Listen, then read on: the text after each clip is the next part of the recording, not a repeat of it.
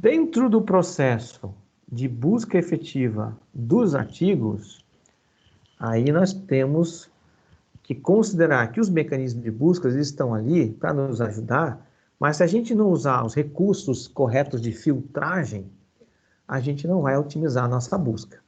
Não dá para ficar fazendo browsing, né, explorando as revistas, as editoras, até encontrar um artigo. Então, a gente tem que usar os recursos de filtragem. Existem vários recursos de filtragem que a gente tem disponível nos mecanismos, e é importante a gente conhecê-los e ter um entendimento sobre o seu uso. Primeira coisa, então, é dizer para vocês que eu classifico esses filtros em filtros gerais, que são bastante objetivos, e os filtros específicos, que já precisam de um certo trabalho de interpretação. Então, é por isso que é subjetivo. Então, vamos ver, inicialmente, com relação ao filtro, com relação ao tipo de material. Eu já falei, é bom que a gente trabalhe com artigos, ou seja, material revisado pelos pares. Então, muitos mecanismos de busca, os mecanismos de busca, eles têm, na sua grande maioria, opções para você indicar. Olha, só traga para mim artigos. Aí ele vai tirar fora patentes, relatórios e assim por diante. Esse seria um dos primeiros filtros importantes a você setar quando estiver fazendo a sua busca dentro dos mecanismos de busca, tá bom? Importantíssimo isso. Segundo, com relação à idade, é muito importante, principalmente para nós que estamos na área tecnológica, que a gente, e aplicada, que a gente use referências recentes. Então, não mas, entretanto, não são muitos os mecanismos, mas não muito recente. O que eu quero dizer com isso?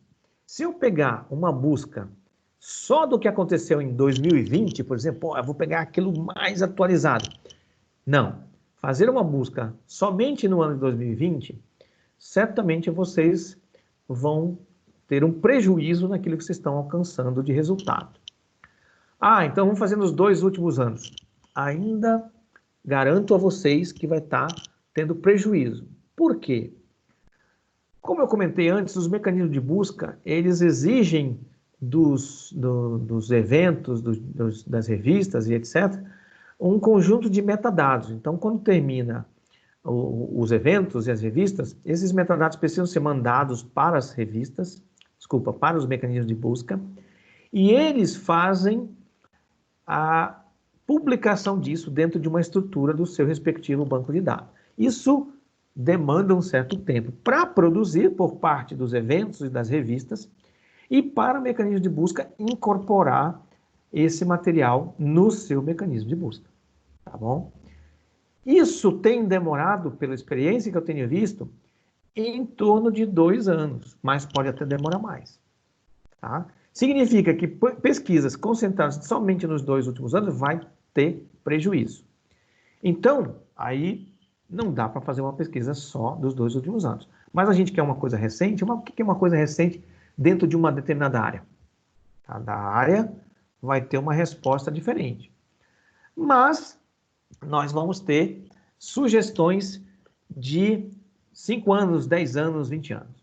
Só para reforçar isso que eu estou colocando para vocês, de que nos últimos anos sempre vai ter um prejuízo, aqui eu tenho um artigo que foi publicado em 2010, e ele estava colocando ali o número de publicações dentro de uma determinada área, um trabalho, inclusive, terciário, tá? E ele viu ali, vocês podem acompanhar pela curva, essa curva, os pontinhos aqui, vai subindo, e chega lá no finalzinho dos 2 últimos anos, ela desce. Tá? Por causa desse tempo que demanda entre os eventos acontecerem, preparar material e enviar para os mecanismos de busca. Mas isso aí é antigo, isso aí na área muito específica de realidade virtual.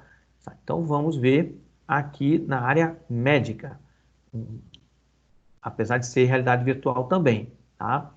É um artigo de 2012, um pouquinho mais recente, e um comportamento semelhante. Houve uma subida e, nos últimos anos, uma certa diminuição do número de publicações.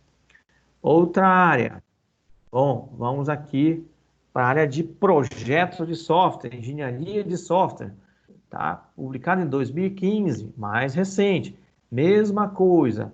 Foi subindo, subindo, subindo. Próximo de 2015, baixou um pouquinho. Certo? Então, pessoal, repito, dependendo da área, você vai usar um espectro diferente, mas não dá para usar somente os dois últimos. Eu costumo usar, dentro da área de processamento gráfico, um espectro de 10 anos, mas isso não funciona para todas as pesquisas. Vou dizer para vocês, por exemplo, realidade aumentada. Realidade aumentada nós temos dispositivos, técnicas que foram popularizadas, discutidas há menos de 5 anos atrás. Então, isso aqui é só para vocês terem uma ideia de que 10 anos na área tecnológica, a menos que tenha tido grandes revoluções, 10 anos costuma ser um número aceitável. Uma área em muita ebulição pode se diminuir para 5 anos. Mas 2 anos não vai trazer, vai ter um risco muito grande de não trazer coisas interessantes e importantes para o trabalho de vocês. Esse seria o segundo filtro. E agora uma reflexão. A reflexão que certamente vem na cabeça de muitos. Uma pesquisa muito boa escrita em mandarim tem a mesma difusão de uma outra pesquisa mais simples, porém escrita em inglês? Será que tem? Eu digo para vocês que provavelmente não. Um artigo que tem referências em mandarim lhe convida a conhecer esse artigo ou a conhecer essas referências? É que você não fica um pouco receoso? Eu acredito que sim. Então, o que é que eu estou dizendo? Se você usa muitas referências da sua própria língua, aí cria-se um problema de que um evento periódico do exterior, será que ele vai aceitar um artigo que você escreveu tendo muitas referências do seu próprio idioma? Você vai cair naquele caso do mandarim. Então, eu digo para vocês, usem preferencialmente referências, busquem textos em inglês, preferencialmente, tá? Porque inglês é a língua da ciência. Antes de falar sobre outras línguas, já fica uma terceira dica importante nesse processo, se vocês têm pretensão de publicar em inglês. Crie o software de vocês em inglês. Se sobrar tempo, aí faça os dizeres, os eixos, os gráficos, as informações, o código, faça a eventual tradução para o português. Porque quando você for publicar em inglês, já tem toda a preparação dele para o inglês. Já está pronto. Se sobrar tempo, faça em português. Como eu sei que nunca vai sobrar tempo, pelo menos você fica com o material que quem trabalha na área tecnológica, computação, engenharia, tem que conhecer o inglês. Inglês é a língua da ciência exata. Então, você usar um texto em inglês, usar um gráfico em inglês, não é problema. As pessoas vão entender. Agora, você está publicando alguma coisa em português, aí a coisa complica um pouco. Tá? Provavelmente vão pedir para você traduzir e isso, depois de muitos anos e ter que entrar de novo no código para trocar palavras e eixos, pode ser um trabalho tortuoso. Tá bom? Então, antes de ir adiante, por que a preferência do inglês, né? Vejam que a área tecnológica realmente ela tem essa preferência, ela é inegável.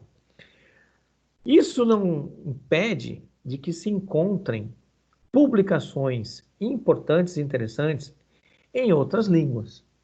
Mas a gente tem que saber exatamente qual é a nuance de qual área para qual país. Então, vou dar um exemplo bem pertinente para vocês. Dentro da realidade aumentada, um dos países que mais contribui nessa linha é a Alemanha. Então, se eu tiver essa clareza, essa certeza, quando eu estiver procurando trabalhos em realidade aumentada, é certamente interessante procurar em alemão também. Então, se eu souber exatamente e tiver essa certeza de que existe dentro de um determinado país um conjunto de publicações, um volume de pesquisa e trabalho que me justifique usar aquela língua, sem problema, pode usar. Mas eu insisto com vocês de que esses trabalhos que foram publicados em alemão, foram publicados em francês, se eles querem realmente ter visibilidade, se eles acreditam realmente que são importantes, eles vão publicar em inglês. Eles vão procurar um veículo de publicação em inglês. Então, basicamente o que eu estou dizendo, preferência, início, é pelo inglês. Bom, temos alguma especificidade?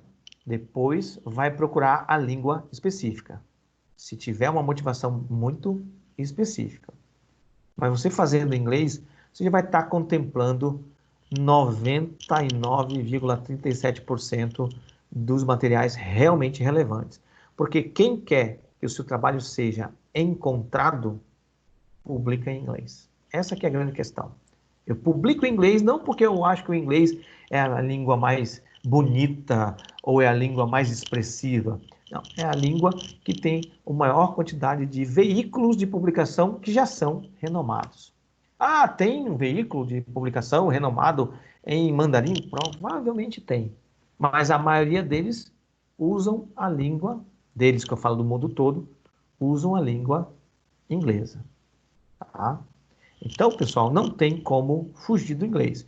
Sobrou tempo, sobrou a curiosidade, eu tenho alguma especificidade? Beleza, vai no alemão. Francês é uma língua em algumas áreas, se não me falha a memória, na área de sistemas distribuídos, tem muita coisa em francês, eles pesquisam muito nessa área. Se tiver alguma coisa nessa linha, aí tudo bem, justifica-se, vai adiante.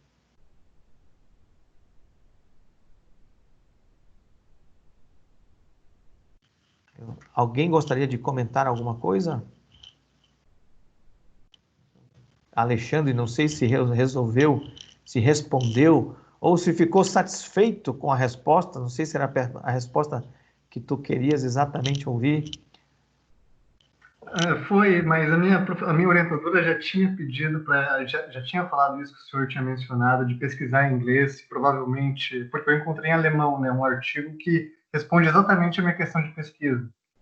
Mas eu pesquisando o autor, eu só encontro publicações dele em alemão. E daí eu tenho que ficar usando de tradutores para entender o texto dele. Aí tu tens que analisar aonde que isso está sendo publicado.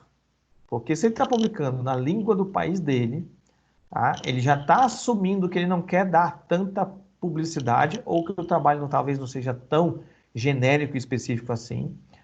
Tá? Então, ele está perdendo se o trabalho for relevante e importante, ele está perdendo uma grande oportunidade, está publicando em inglês. Então, talvez tenha que avaliar, tá? Revista, mas que revista é essa? A revista da própria universidade? Opa, já temos que analisar com mais calma. Ela foi revisada por quantas pessoas? De repente foi um evento local? Isso sugere que a pesquisa, ela foi uma pesquisa com uma quantidade menor de pessoas participando, com uma profundidade menor, foi um trabalho, às vezes, de graduação, uma coisa mais inicial. Então, os resultados dela não podem ser alçados a um nível de maior relevância, porque ela foi uma pesquisa exploratória, inicial, etc. Então, eu analisaria não só o texto. Ah, tá aqui o texto diz, o texto resolve o meu problema e diz que vale a pena eu fazer isso aqui. Espera lá, mas da onde que foi publicado isso? Entendeu? Quando a gente começa a ir para literaturas em inglês e revistas renomadas, o que acontece é que o crivo é maior. Esse crivo é justamente o vídeo que eu dou indicação para vocês assistirem, da Naomi Oreskes, sobre devemos confiar nos cientistas nesse processo de revisão, de revisão pelos pares. Isso garante que a minha publicação é realmente uma publicação melhor? É isso que ela discute na palestra dela do TED, que eu peço para vocês darem uma olhada posteriormente. Tá bom? Continuando, alguns outros critérios objetivos que eu sugiro para vocês, além da idade e o tipo de material língua. A questão da disponibilidade. Então, vejam, de que adianta eu usar certos mecanismos de busca, aí eu vou comentar o Springer, por exemplo, que me permite uma busca muito ampla, porque é um repositório muito amplo, mas que eu não tenho acesso a todos os materiais. E mesmo que eu não tenha, então vamos fazer o seguinte, vamos separar. Faço a busca, mas só vou considerar para o meu estudo aqueles que são disponíveis, aqueles que são abertos. Por que isso? Bom, primeiro, para privilegiar a publicação em revistas que sejam de acesso gratuito. Segundo, para que a gente reconheça a nossa condição, a gente não tem dinheiro para ficar comprando os artigos, são raríssimos os projetos de pesquisa que fazem esse tipo de investimento. Então, a gente transfere tudo isso para a CAPES compra os direitos dos diversos mecanismos de busca, e aí a gente pode acessar pela CAPES uma quantidade enorme de materiais. Se não está contemplado pela CAPES, vou dizer para vocês, existe um risco de a pesquisa de vocês estar limitada? Sim, mas esse é o risco que praticamente o Brasil inteiro vai estar assumindo. E, repito, como a CAPES está pagando, esse material muitas vezes está sim disponível. Em última instância, descobri o material, identifiquei que ele é realmente relevante para mim, eu posso experimentar uma busca no Google Scholar, no Google convencional, pode ser que eu descubra a disponibilidade do arquivo em outros sites, em outros lugares, tá certo? Então, tenho que ter acesso ao texto na íntegra e ele tem que ser gratuito. Senão, vejam a complicação que eu tenho aqui, porque eu estou começando uma busca, coloquei no meu mecanismo e aí veio um resultado que parece muito interessante, às vezes o título é legal, o abstract parece muito interessante, mas não está disponível. E eu tenho, vou chutar um número aqui, 250 artigos que estão nessa situação. Eu vou comprar os 250 artigos sem ter certeza absoluta de que o conteúdo dele realmente resolve a minha, ou é útil para a minha pesquisa? Eu vou fazer esse investimento no escuro? A maioria das pessoas não faz. Então, não tem acesso, não tem disponibilidade, lamento, a gente acaba tirando fora. Então, perde-se um pouco, mas não é problema. Por quê? Porque o Brasil inteiro, aliás, vários países estão numa situação semelhante a essa.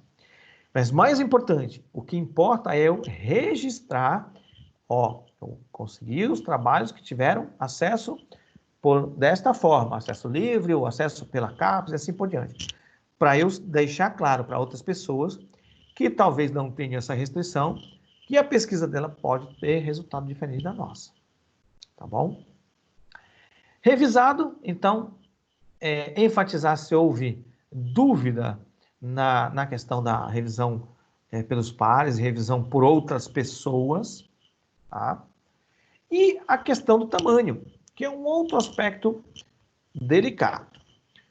É sempre interessante dar preferência para artigos completos, artigos full.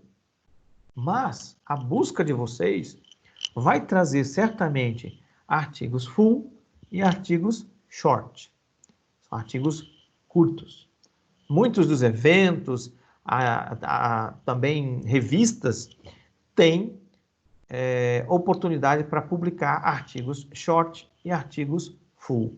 O artigo short também é chamado artigos de trabalho em progresso, work in progress, trabalho em andamento. Eles não são completos no sentido de trazer toda a discussão, no sentido de trazer todos os dados, no sentido de trazer toda a análise.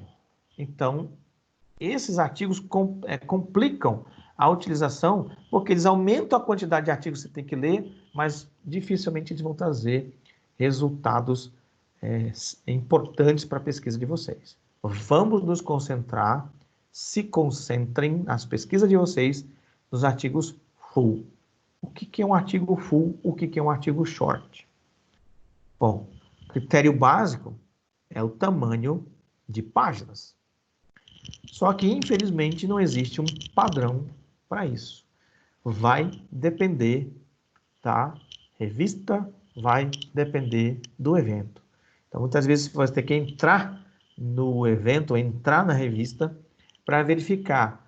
Eu vou dizer para vocês, um artigo de 6 páginas, numa revista Transactions da I3E, devido à formatação de dupla coluna, letrinha pequenininha, espaçamento mínimo e um monte de outras coisas, esse artigo é quase 12 páginas de uma outra revista que tem uma única coluna, letra 14, espaçamento duplo. Então, infelizmente, teria que analisar veículo por veículo. Mas não dá para fazer isso também, né, pessoal? Então, a gente usa um corte ali, que é um corte conservador. 4, 5 ou 6. Normalmente, 4. 4 páginas ou menos é considerado um artigo short na maioria das vezes. Verifiquem novamente com o orientador se tem algum evento, alguma revista específica em que essa regra não se aplique. Aí vocês, obviamente, consultem a ele, a ela, para saber então qual é o balizador. Mas o importante é dizer, está aqui o limite, e aplicar essa regra objetiva. Qualquer um pode facilmente analisar, tem ou não tem esse X de número de páginas.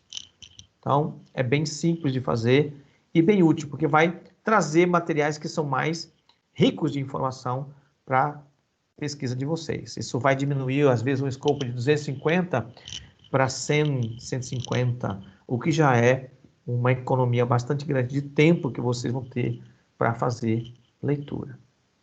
Tá bom? Esses são filtros gerais ou objetivos. Tentem descobrir nos mecanismos de busca como é que se usam esses elementos, como é que se setam esses elementos no processo de busca na hora que estiver usando.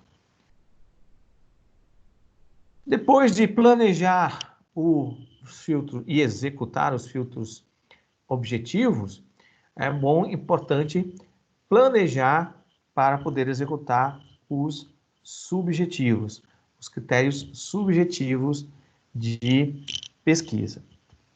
Esse eu vou deixar para o próximo encontro, para a gente rever alguns conceitos, mas vejam que eu estou dando várias informações para vocês de que na hora de fazer uma busca para uma revisão de literatura, não é sair fazendo de maneira aleatória. Existe um planejamento.